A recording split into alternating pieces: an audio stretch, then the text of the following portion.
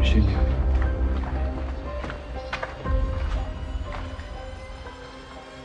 Болгон ушул деп байке.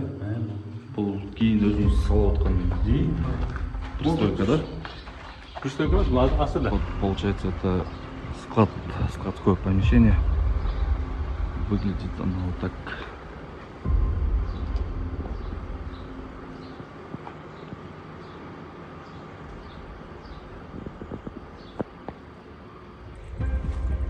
Бул ошондо эмне болуп калды байке? Пожарный резервуар, да? Бuyакта ичинде суу.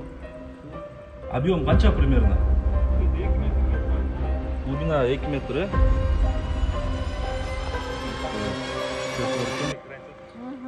Она такой на возвышенности чуть-чуть.